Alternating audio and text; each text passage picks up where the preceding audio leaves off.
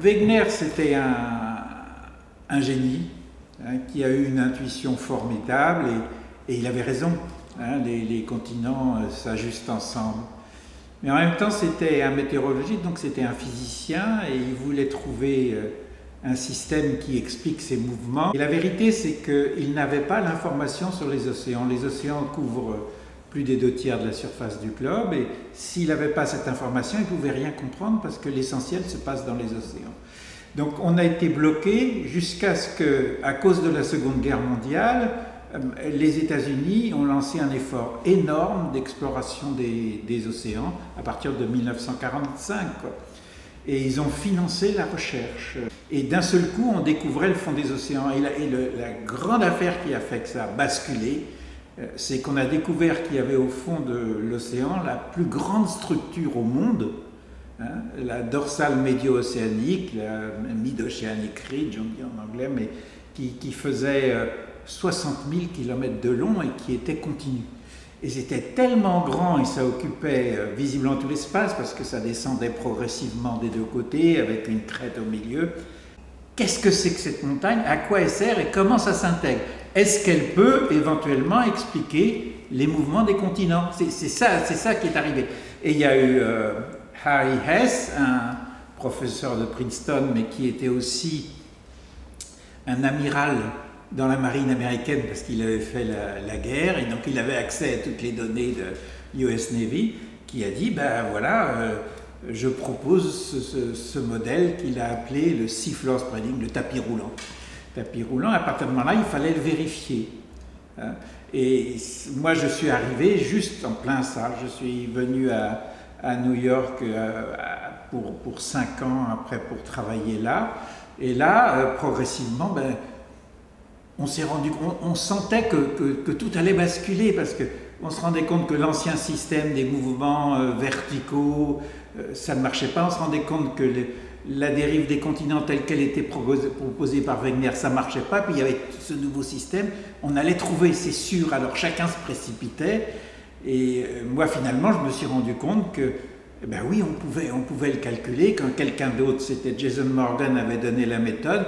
Et je me suis lancé dans une course effrénée tout seul pendant 7 mois où je travaillais toutes les nuits de 9h du soir à 6h du matin sur l'ordinateur qui était libre à ce moment-là et je rentrais après une vie un peu folle dans laquelle j'ai successivement pu montrer que effectivement on quantifiait les mouvements de manière simple, donc le système, et c'était la séparation d'ensembles rigides, ça marchait très bien sur une sphère.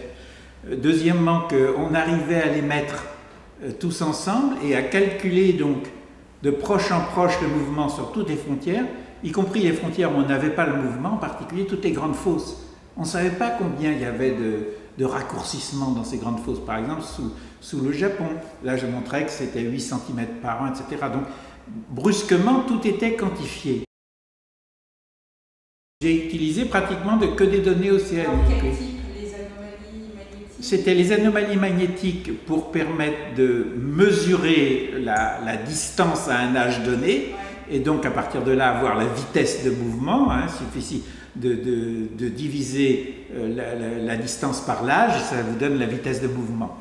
Et la deuxième chose, c'était ce qu'on appelle les failles transformantes, des zones de fracture qui sont créées par des décalages de la dorsale et qui laissent leurs traces et qui donc donnent la direction du mouvement. Donc on avait à la fois la vitesse et la direction. Il suffisait de combiner les deux et à partir de là, on pouvait quantifier le mouvement. C'était une rotation instantanée qui s'applique sur tout le long de la frontière.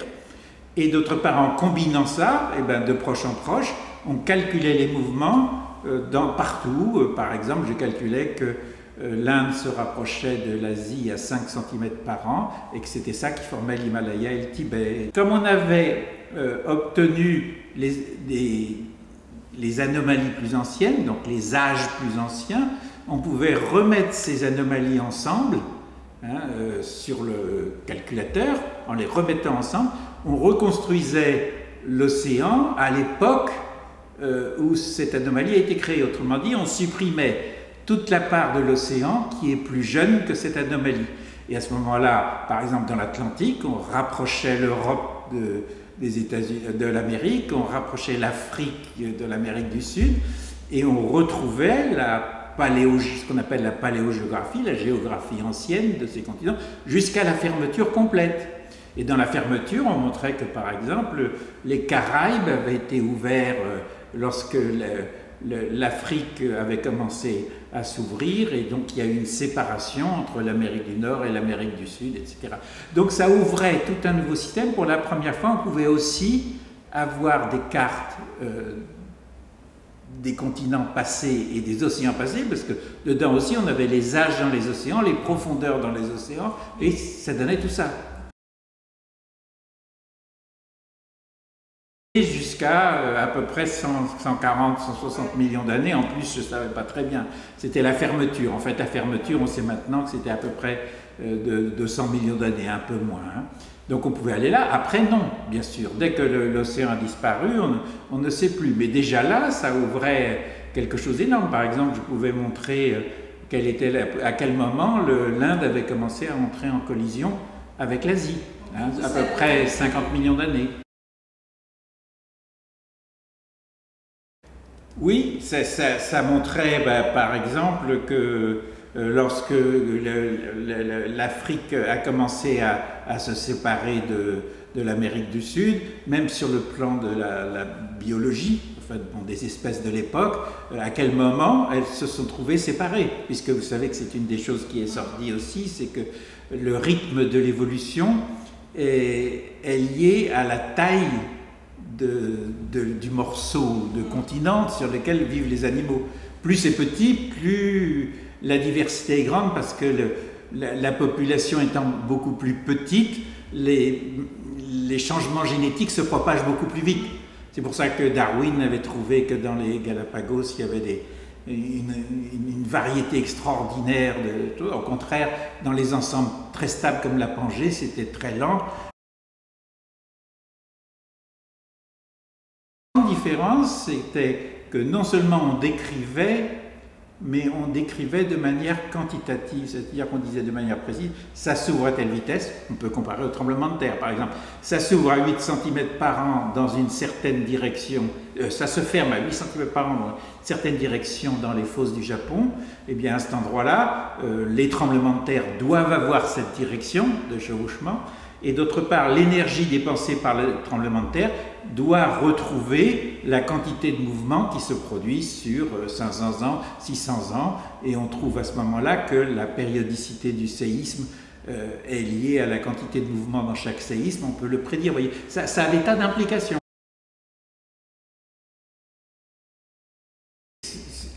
La définition de la plaque est arbitraire. Je veux dire, on choisit quelque chose qui est commode, qui est a priori à peu près rigide, où l'essentiel de la déformation se fait sur des frontières.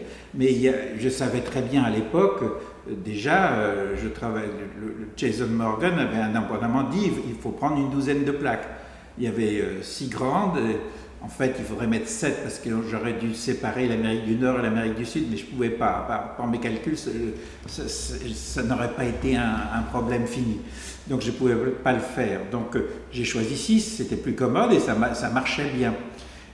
Donc, le nombre de plaques, c'est une douzaine de grandes et un certain nombre de plus petites. Et puis, on peut descendre après. Mais à ce moment-là, on entre dans les zones de déformation ou d'essayer de décrire avec des petites plaques n'est pas toujours très raisonnable. Donc le point principal, c'est qu'on décrit l'ensemble des mouvements sur la Terre en première approximation relativement bien, disons avec cette plaque.